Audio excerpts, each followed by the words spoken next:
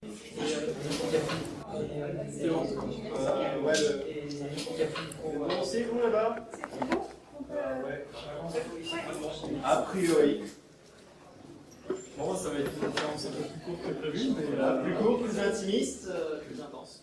Vous pourrez poser plus de questions. Ça. Alors désolé pour le retard qui n'est pas vraiment de notre fait. On va essayer de faire au plus succinct.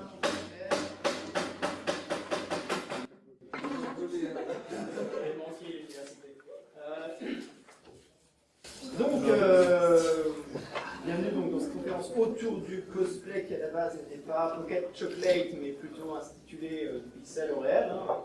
Après, encore une fois, pour cette erreur qui n'est pas erreur. Donc, nous allons vite plonger dans le sujet en lui-même, hein, c'est-à-dire le cosplay.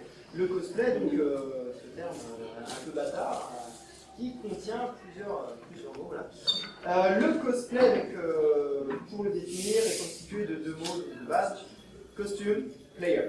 Très simple. Contracté en un seul, qui insinue donc qu'une personne ce costume et va jouer un personnage. Ça, j'imagine que la plupart d'entre vous le savez déjà. Donc, pour la définition en elle-même. Ensuite, quand est né ce phénomène, eh bien, il est né il y a à peu près une quarantaine d'années, si je ne dis pas de bêtises, dans les années 70, quelque chose comme ça, hein, voilà. Dans les années 70, et ce en Amérique, hein, les premiers fans de SF, hein, déjà, se sont projetés dans leur univers, non pas seulement eh bien, par le médium, mais ont voulu quelque part en faire partie, et donc s'inclure quelque part dans cet univers en se costumant eux-mêmes comme eh bien, leurs héros qu'ils voyaient eh bien, dans les séries de l'époque. Même si c'est quelque chose de plus ancien, parce qu'on arrive à voir des images où il y avait déjà des gens qui déguisaient, qui avaient fait des bibendums Michelin à l'époque, dans le début du siècle, enfin début 1900, qui avaient fait des bibendums Michelin pour se déguiser en bibendum Michelin sur les trucs. Donc c'est vraiment l'historique du cosplay. Mais ils ne disaient pas encore, c'était pas des personnages fictifs, là c'était pour une marque, des choses comme ça. C'était pas encore mais c'était les premiers cosplays, donc on trouve des cosplays déjà vraiment très anciens. Vraiment la source. Ouais, je dois mettre la ref. Mais donc, comme on pourrait penser, c'est pas du tout du Japon. En fait, c'est vraiment américain. À la base, le cosplay, c'est même Star Trek normalement qui a commencé. C'est un des premiers, donc c'est vraiment au tout début de Star Trek qui a été débuté. Et après, les Japonais sont très fans. En fait, nous, ça nous est vraiment arrivé. On a l'impression en Europe que c'est par le Japon. Que ça nous est arrivé par le Japon un peu, nous. Mais c'est surtout que les Japonais sont très fans de trucs américains et ils ont tout de suite pris ça sur leur lèvres. Ils ont fait quelque chose de différent. Parce qu'on va aller voir là, il y a différents. On va dire que le cosplay aux États-Unis, en Europe, au Japon, c'est pas forcément vu de la même manière. Et derrière le terme là, qui paraît tout simple, costume et play, il y a toute une chose plus ou moins restrictive selon les pays. Notamment, les Américains, c'est là où il y a nom, c'est hyper large. C'est-à-dire qu'on a un costume et qu'on joue un rôle, même s'il n'y a pas de référence ou chose comme ça, même si c'est une création personnelle, tant qu'on a un costume et qu'on joue un rôle, c'est du cosplay. Donc ça rentre dans le cosplay. Ce qui est beaucoup plus restrictif, par exemple en Europe. Là, nous en Europe, le cosplay, on entend derrière, il y a une référence à une œuvre derrière, il y a un costume, une œuvre, une référence officielle à une œuvre justement, créée soit jeu vidéo, roman, illustration, voilà, manga, animé, tout ce qu'on peut, mais il faut qu'il y ait une référence officielle. Ça, c'est le cosplay, on va dire, en général. Sinon, après, on parle de création personnelle. Mais par exemple, aux États-Unis, création personnelle, cosplay, c'est dans la même chose. Donc, c'est tiré d'un univers quelconque. Il faut que ça soit quand même tiré d'un univers, ça ne peut pas être juste c'est une création personnelle, un univers que j'ai créé. Si c'est un univers officiel, vous pouvez avoir une création dedans, ça reste du costume. Parce que vous avez un costume et vous jouez un rôle. C'est là l'important, c'est la différence qu'on pourrait dire en France entre le déguisement, c'est-à-dire que vous êtes déguisé, vous avez un costume, et le cosplay qui rajoute le côté roleplay avec le personnage.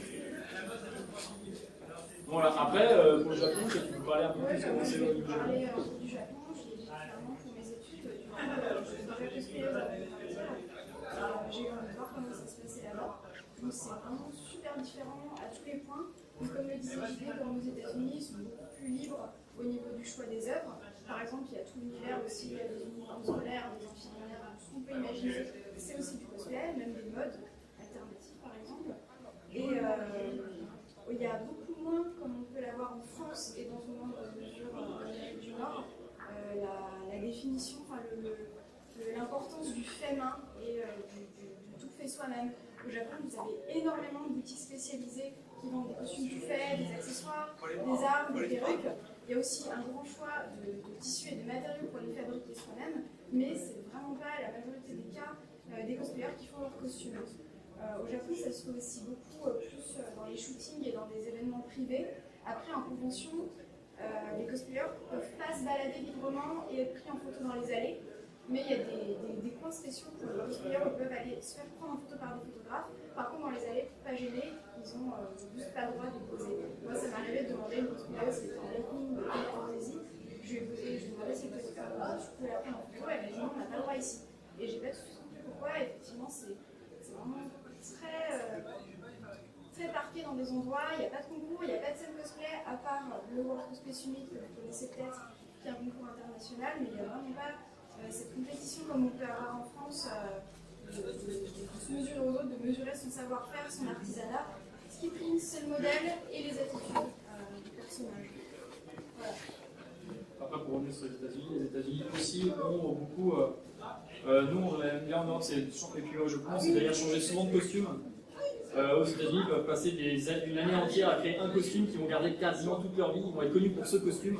C'est-à-dire qu'ils vont créer une page Facebook et le nom, c'est le nom du costume de la page Facebook. Ils n'ont pas leur avance, ils vont être connus. Ils vont aller dans n'importe quelle convention. Ils vont chercher le plus connu, ce qui nous permet d'avoir des costumes, si vous avez vu déjà l'image de cosplay américain, vraiment extraordinaire avec des crossovers très particuliers, des mélanges de différents comics, des choses comme ça très particuliers ou des versions très particulières.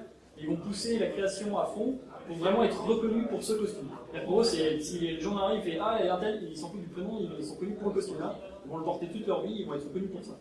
Et ils vont ou même l'acheter, et il y a pas mal de cosplayers à acheter qui vont en acheter un et ils vont toujours porter le même costume tout le temps. Et voilà. Alors que c'est vrai que là-dessus, en Europe et au Japon, c'est essayer d'avoir des nouveaux costumes à chaque, pas forcément à chaque convention, mais à chaque concours en tout cas, d'essayer on aime bien porter plein de costumes et des choses comme ça. C'est très bon. Alors qu'aux États-Unis là-dessus, il y a beaucoup moins en France, on va dire en Europe, il y a beaucoup moins ce côté costume unique que j'ai porté à vie. Tout le monde, la grande majorité font des costumes et changent souvent de costume, ils ne vont pas tout le temps porter le même. Alors qu'aux États-Unis, ça c'est une petite majorité qui vont participer justement au concours et des choses comme ça, qui vont eux changer fréquemment de costume. C'est-à-dire limite d'une semaine à l'autre, ils vont avoir refaire notre costume parce qu'ils ont participé à plein de concours. Et ça c'est aussi un truc très différent par rapport en France, c'est-à-dire que les concours, on ne peut pas participer. Si on a déjà participé à un concours avec un costume, on ne peut pas participer à un autre concours. C'est-à-dire que c'est bloqué, vous pouvez porter qu'une seule fois un concours.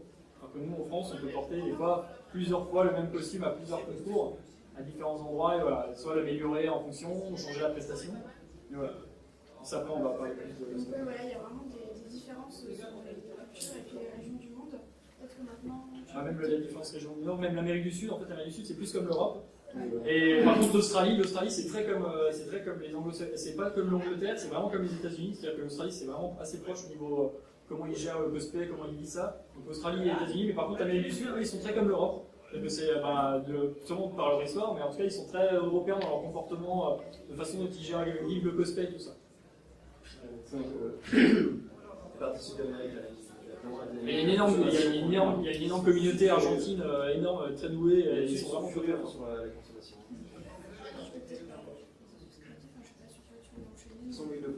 De continuer, c'est justement sur tout le travail dont on parlait justement de la production visuelle sur une phase publique. Et qu'est-ce qu'il y a derrière? C'est vraiment là, vraiment, on doit se poser, c'est toute la démarche créative derrière la personne. Et là, ça change un peu aussi, suivant les différentes régions, on va se dire, avec avoir une culture qui est plus libre au niveau Amérique, au niveau des States. Alors, on peut plus facilement avoir acheté son costume et porté sans être blâmé pour autant. Mais pour le concours, par contre, on le retrouve comme en Europe, par contre, c'est exclusivement du fait personnel. Alors qu'en Europe, on est quasiment extrémiste, et au point que la personne qui va acheter son costume va très souvent être blâmée, même si elle le fait pour le plaisir. Non, dans pas la majorité des cas. Pas dans la majorité des cas, mais. Non, il y a toujours, mais c'est pareil là-dessus sur les États-Unis. Ah, les États-Unis, un petit peu moins. Ouais, un petit peu moins, parce que c'est énorme. Il y a beaucoup moins. Par contre, on n'a pas du tout l'aspect japonisant du commerce et de cet aspect qui va directement vers le port et rien plus que du mode au final. C'est vraiment catégorisé comme une mode. Alors que là, il y a toute la démarche créative qui va vraiment montrer derrière. Ce qui nous intéresse justement, c'est comment on va arriver à faire des choix comme chacun va faire pour arriver à création. Alors que le travail de recherche derrière un personnage, le travail aussi vers le choix du personnage, et ensuite derrière, il y a le travail de patronage, et ainsi de suite, qui sera assez long. Et là-dessus, il y a un énorme travail qu'il faudra faire au niveau du background et de la compréhension du personnage. Par exemple, un bon exemple, j'imagine, sur ce que tu as apporté, Mathilde. Et là, j'imagine que c'est pas la compréhension que tu as justement de ce qui est une histoire ou japonaise. Tu n'arriverais peut-être pas à se produire si facilement sur cette publicité.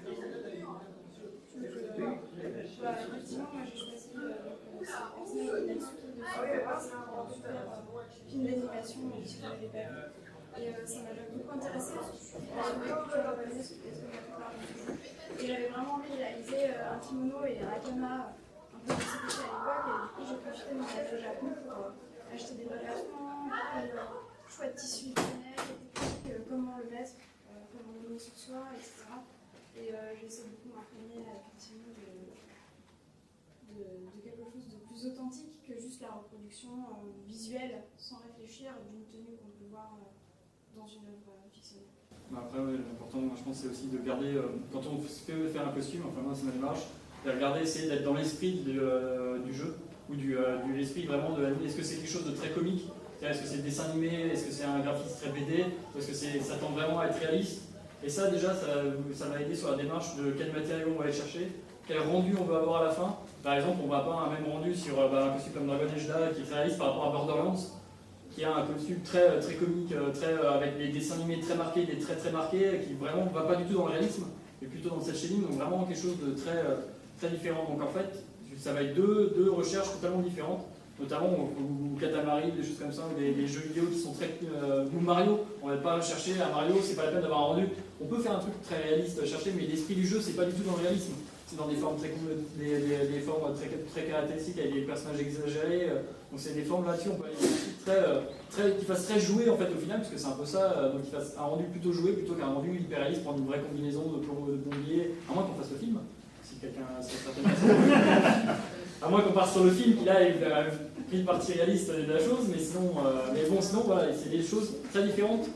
Si on fait sur un manga on est plutôt, si c'est un manga, on est plutôt libre, et par exemple sur des mangas type One Piece, des choses comme ça, on peut partir sur un type très réaliste, mais c'est très contraire à l'esprit de l'anime, qui lui est très exubérant, avec des formes pas possibles, des personnages très exubérants et des choses pas forcément réalistes. Donc là, on peut partir sur des matériaux plus ou moins, pas forcément partir sur vraiment, on a dit, mais il faut avoir un rendu le plus proche possible plus fidèle en fait, le plus fidèle.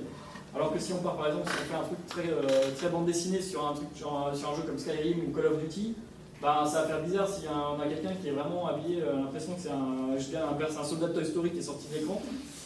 Mais voilà, c'est l'idée, la deux grosses différences entre Toy Story et on va dire c'est deux soldats, mais il est rendu et la recherche derrière des matériaux va pas du tout être la même pour. Donc ça c'est une démarche qui se fait en amont de la création après derrière, vraiment comprendre l'esprit de son personnage, parce que pour pouvoir rentrer dedans, pour avoir vraiment le play à la fin, et surtout que les fans, parce que après, nous, ce qu'on aime bien, c'est montrer, c'est qu'on est fan de la série, on est fan de ses costumes, et on essaye de rendre l'esprit mieux et d'être le plus cohérent avec ça. Donc essayer de garder, et puis que les gens disent « Ah, c'est tel truc, je suis trop fan de cette série », et puis de parler d'Héroïque et se tenir avec tout ça.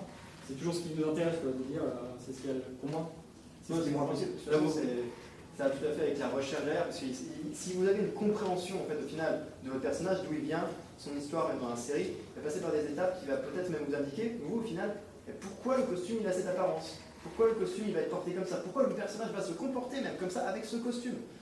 Donc tout cela est lié, et d'où justement pas seulement pour montrer que vous êtes fan, puisque ça, essayez de jouer le super fan, mais c'est que surtout ça va nourrir votre travail. Et en nourrissant votre travail comme ça va vous permettre d'avoir toute la phase développement qui sera en elle-même, qui peut être très compliquée, qui va être un peu plus aisée vu que vous aurez compris bien en aval comment procéder, parce que vous aurez une compréhension finale de votre univers et de votre personnage. Donc à partir de là, ça peut même des fois entraîner l'inverse. C'est-à-dire que des fois on adore, on voit un personnage, on voit une image, on fait ah il est trop bien le personnage là, le costume est trop bien. C'est ça, on se renseigne sur le personnage, on fait bon ouais c'est pas, et puis ça on fait pas au final parce que l'armure est chouette, mais le final, moi j'aime bien c'est pouvoir me sentir bien dans ce personnage et apprécier le personnage, c'est-à-dire que c'est déjà pour le rendre mieux par rapport aux fans, parce que faire un personnage qu'on n'aime pas déjà, Sur des costumes tendance à être compliqués, c'est difficile parce qu'après il y a toujours des passages longs, la couture, la fabrication des armes et tout ça. Longs, difficiles. Alors en plus, si on n'aime pas le personnage, déjà on va donner moins d'aide là-dessus et on va pas vraiment rendre honneur au personnage et à la création. Et ça, forcément, au niveau des temps. Et voilà. Après, il y a des gens qui sont comme ça, qui n'ont pas besoin d'aimer le costume, ils trouvent le costume bien et qui n'ont pas jusque-là. C'est l'extrême, il y a des gens, voilà, on dit toujours, les cosplayers, elles connaissent pas le jeu vidéo qu'elles font, mais souvent, c'est pas le cas. Il y en a certains, effectivement, il y en a qui ont ce qu'on appelle un crush sur le costume, ils font, il est trop beau, je le fais, et qui connaissent pas du tout le personnage. Mais pour moi, ça reste là, on est à la limite, c'est pas du déguisement, parce qu'on n'aura pas le roleplay derrière. Ou alors, ça sera bien en photo, parce qu'elle va prendre une pause, mais derrière, au final, quand on va la voir sur scène, juste comme ça, comme elle ne connaît pas la série ni rien, ça va pas vraiment changer. Donc c'est vraiment, le cosplay pour moi c'est vraiment l'implication entre vraiment le roleplay, enfin le jeu sur scène, le jeu en derrière, et le costume. Quoi. Et ça, c'est ce qui permet d'avoir un beau costume, même si les costumes simples, il y a des costumes qui sont très simples, mais relativement simples, si on est bon en culture là ça va. Mais il y a des costumes qui sont plutôt simples, mais qui rendent avec s'il y a le cœur qui est là, ça peut rendre tout de suite bien. Et il n'y a pas besoin de commencer quand il y a des gens qui vont se lancer tout de suite dans des grosses armures pour faire impressionnant. Ça sert à rien. C'est dangereux. Même si maintenant il y a plein de tutoriels sur internet, ça a vachement progressé depuis, il y a plein de tutoriels sur YouTube, il y a des pages Facebook où vous pouvez aller voir les gens, leur poser des questions, comment ils ont fait, chercher des costumes, des gens qui ont fait, des gens qui mettent leur progression, ils montrent les différentes étapes. Mais des fois c'est bien de pas, c'est pas forcément pour faire un beau cosplay, il n'y a pas forcément besoin que ça claque de partout. Il suffit de regarder les vainqueurs de l'ECG récemment, c'était une personnage du Moulin Rouge, et elle était juste en bustier, c'était un costume assez simple, je ne sais pas si vous connaissez le Moulin Rouge. T'as vu assez le film, il y a je sais plus comment elle s'appelle, c'est la chanteuse, c'est Nicole Kidman qui la joue, c'est Nicole Kidman dans Moulin Rouge.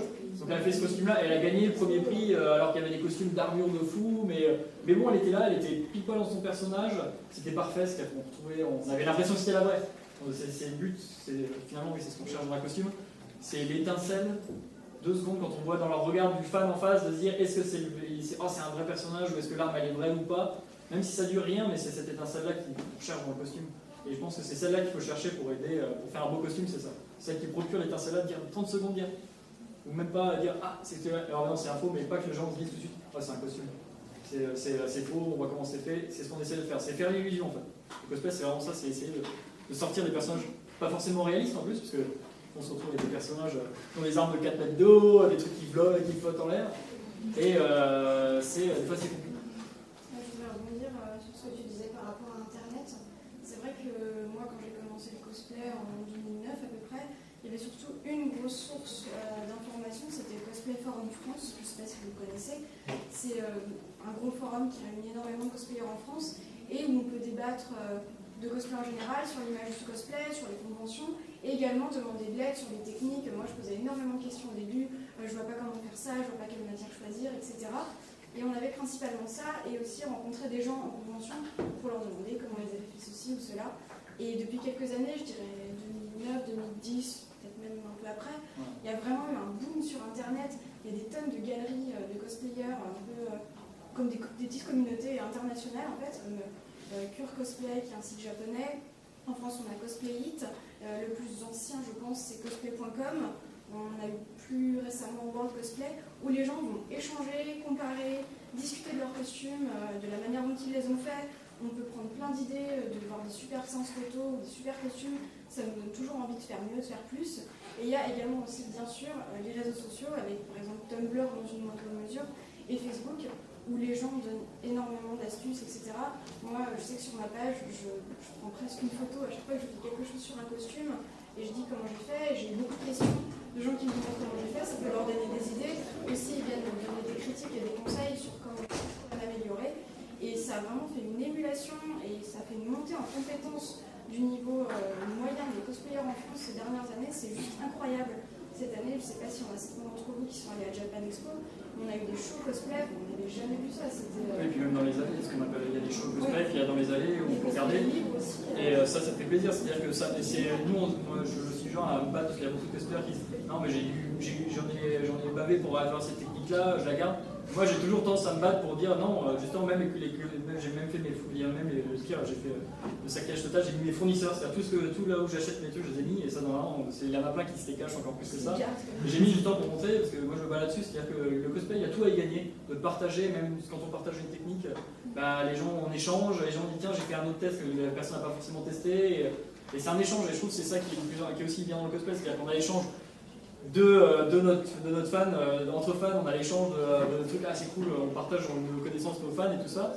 Et en plus, on a le partage des airs créatifs qui est aussi important pour moi, de partager toutes les informations et comment faire. Parce que ça a permis, rien que pour ça, pour moi c'est la clé, en 5 ans, le niveau s'est nettement amélioré, on a tout gagné à transmettre les connaissances. Et même les techniques, elles ont vachement évolué. Et ça a permis d'avoir des techniques plus poussées, la diversité, des costumes, et voilà. Et ça nous permet d'ouvrir des portes sur des costumes qu'on n'avait pas pensé imaginables. Il y a certains costumes qu'on voit maintenant, on dit mais il y a 5 ans, on n'aurait même pas imaginé qu'il y a quelqu'un qui allait sortir, quoi. Et pourtant ils sortent, et ils sont superbes, et c'est magnifique, quoi. Donc ça, tout plein, il y a plein de gens qui ont de la créativité. Donc moi je me bats contre ça, les gens qui gardent leurs informations, les techniques, je m'empêche pas de... Je me fais un peu comme le magicien masqué il y a longtemps. Il dévoilait tous les tours des magiciens pour que justement les magiciens renouvellent leurs tours, il a dévoilé tous les tours, moi je suis un peu pareil. Parce qu'au final, c'est vrai qu'il y a des espèces de mythes et de croyances qui, si tu n'as pas appris à coudre ou si tu n'as pas appris cours de couture, enfin que c'est impossible que oui mais toi t'es super doué, oui mais toi, etc. On a tous commencé de zéro. Et c'est pas. Je pense bien que l'attitude que tu as de parler en final du travail en lui-même et pas juste de faire de l'exercice. Ah bah pas du tout, c'est même une autre façon de montrer de l'intérêt sur le travail et de montrer autre chose justement que du show-off. Ah bah de toute façon c'est pas du tout... métallique c'est quelque chose même de plus sobre au final. Ah oui.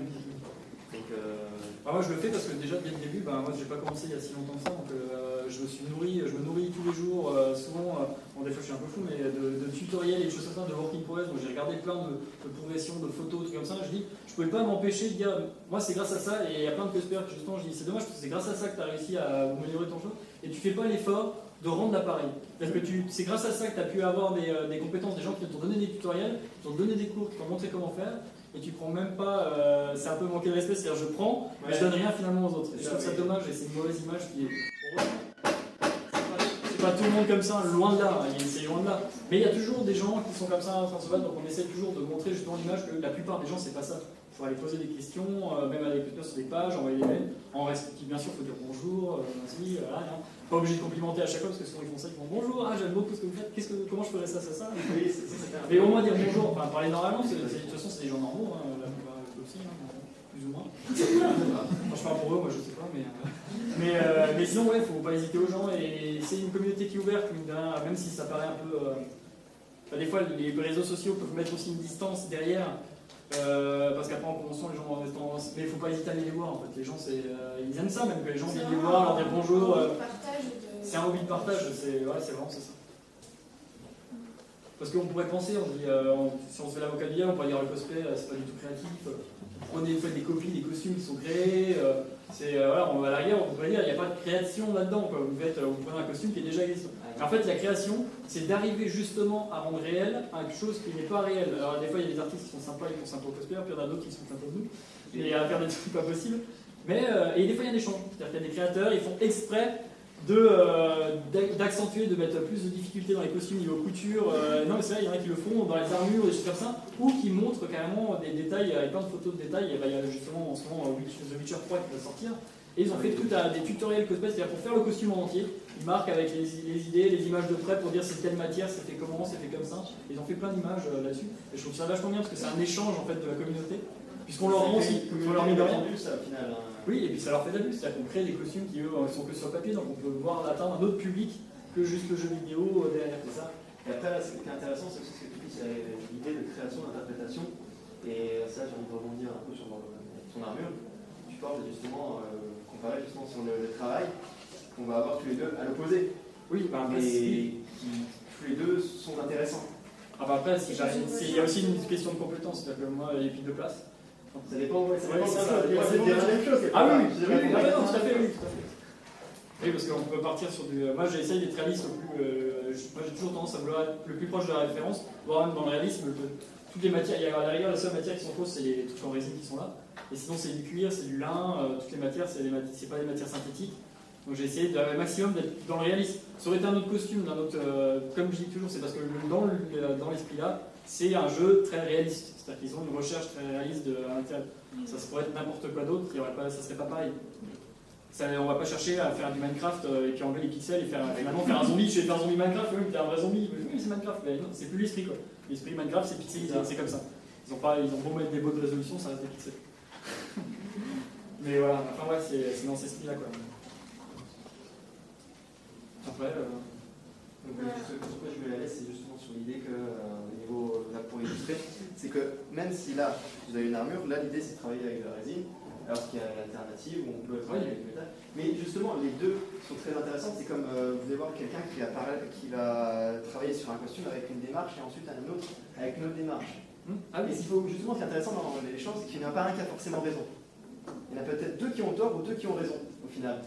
Parce que, justement, ça dépendra juste de beaucoup de notre bagage personnel et de ce que vous avez envie de faire, de comment vous voulez accentuer. Justement, comme tu dis, par rapport à l'univers, comment tu veux accentuer le trait de l'univers par rapport à ton travail. De toute façon, on a tous, par rapport à là, on est en train de parler, on est trois et on a une philosophie assez similaire, mais on pourrait prendre une quatrième personne, ça se trouve qui ne penserait pas forcément la même chose sur le cosplay. Mais ça reste libre. Nous, après, c'est voilà, nous, on donne notre vision, comment nous on le vit, comment on a envie de le créer. Après, on a une vision assez proche tous les trois, c'est-à-dire qu'on essaie toujours d'être. Et après, il y a d'autres gens qui ont d'autres visions. Après, faut justement pas hésiter de parler si, par exemple, vous pouvez trouver qu'on a tort, hein, on n'est pas des cons, nous, on est passionnés, donc on peut dire des bêtises. Et vous pouvez ne pas être d'accord et d'aller voir quelqu'un d'autre et trouver, voilà, faut pas hésiter à communiquer, trouver des gens qui. Et puis il y a des gens, j'ai des amis qui ne sont pas du tout dans le même trip comme ça, et pourtant on parle très bien cosplay, on échange des techniques parce qu'ils utilisent des techniques autrement que ce qu'ils diraient. C'est toujours intéressant. Même si des fois on n'est pas d'accord, tant mieux, c'est même mieux, c'est plus intéressant quand on n'est pas d'accord parce qu'il y a le débat. Parce que si tout le monde est d'accord, on va se poser là tous les trois, puis on va discuter entre nous, et puis c'est bon, c'est tout le monde, voilà, c'est pas la peine. Donc la discussion c'est vraiment intéressant quand justement il y a des gens qui ont des envies différentes, des travails différents sur les matières, des choses comme ça. Par exemple, Chris, je pense que c'est un des rares. Enfin, je connais pas beaucoup de cosplayers français qui se mettent vraiment à faire des armures en métal. Moi, j'en ai jamais fait. Je fais quasiment tout en mousse, en tapis de sol, vraiment un truc qui n'a absolument rien à voir avec tout ça. Et pourtant, comme disait JD, on est d'accord sur pas mal de choses, mais c'est vrai que moi, par ça, je suis super impressionnée parce que du métal. Pour moi, ça me semble juste inaccessible. Je ne saurais pas où l'acheter, je ne saurais pas le trouver, je ne saurais pas comment le travailler, comment le traiter. Chris m'a appris par exemple que dans les armures où on peut transpirer, ça peut être très corrosif pour le métal, j'en avais aucune idée. Alors que ça fait quand même 4-5 ans que je fais du costume et que j'essaye toujours de varier, de faire des choses différentes. Mais voilà, il y a toujours un échange possible. À côté de ça, j'ai vu d'autres gens qui font des choses que je ne connais pas et qui, moi, quand ils ont vu que j'avais réussi à faire une grosse armure de Bioshock avec de la mousse, ils ne me croyaient pas parce qu'ils disaient mais ça c'est juste du tapis de sol, tu peux pas faire un effet métal avec. Et je leur ai expliqué comment j'avais fait la peinture, etc. Et il y a vraiment des choses insoupçonnées et insoupçonnables quand tu ne connais pas.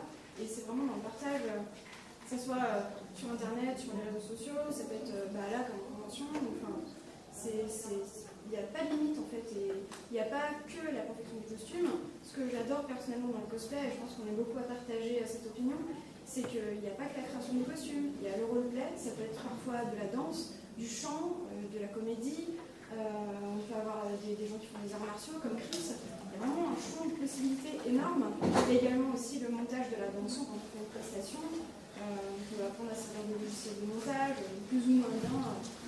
Il faut peut-être quelques tentatives avant d'arriver à faire quelque chose de correct, mais ça c'est partout pareil. Il y a aussi, je sais que ça se fait beaucoup en Allemagne où ils n'ont pas la chance comme nous d'avoir des milliards de photographes par convention, où ils sont tous plus ou moins achetés à 2 ou 3 copains un réflexe et ils se sont mis à organiser des séances photos pour faire des clips, pour faire des séances où ils n'ont pas forcément la chance d'avoir comme nous beaucoup d'amateurs très, très bons dans ce qu'ils font en photo, en vidéo. Et du coup, ça permet vraiment de toucher à tout. À la base, moi en commençant le cosplay, je me suis dit chouette, je vais faire de la couture. Ben, maintenant, je ne fais quasiment plus. Et, je fais des armures, du bricolage, j'ai appris un peu à monter des bandes-sons, j'essaie de faire un petit peu de photos. Et du coup, quand on ne peut pas s'enlacer finalement, parce qu'il y a toujours à chercher, il y a toujours à apprendre dans tous les domaines. Et il y a des gens qui vont faire d'autres choses, il y a des gens qui vont plus partir vers les jeux de rôle grandeur nature, après il y a d'autres gens qui vont s'orienter vers les costumes de cinéma. C'est vraiment... C'est des gens qui viennent du jeu de rôle et qui vont vers les aspects après, ou ainsi de suite.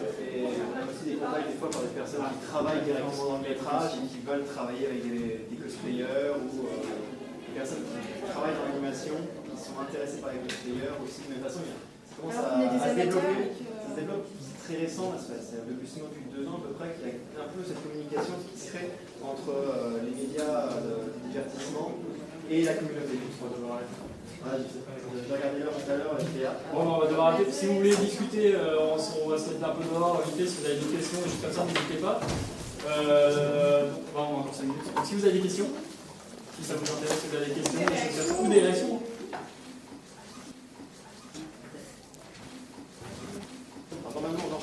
après avec une liste d'exemples de travaux couverts qu'on avait fait et expliquant comment on avait fait. Mais comme on n'a pas de Et comme on n'a pas de projet, pas de photo, pas on a ramené un peu de choses. C'est un peu compliqué, on a pas de temps.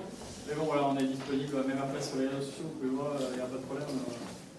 Donc en Zoom, même si vous nous croisez dans le week-end, il n'y a pas de souci, vous pouvez venir. Ou d'autres cosplayers, n'hésitez pas à aller voir si d'autres fans. Ouais. J'espère que ça vous a plu, même si c'était un peu court, restreint et qu'on manquait un peu de moyens. on manquait un peu de choses. Désolé. Là, voilà. Voilà.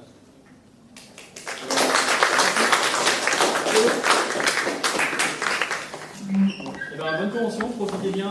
N'oubliez pas, il y a le concours cosplay qui commence à 15h. N'hésitez pas à y aller. Voilà. Alors, j'ai tout seul, mais au milieu,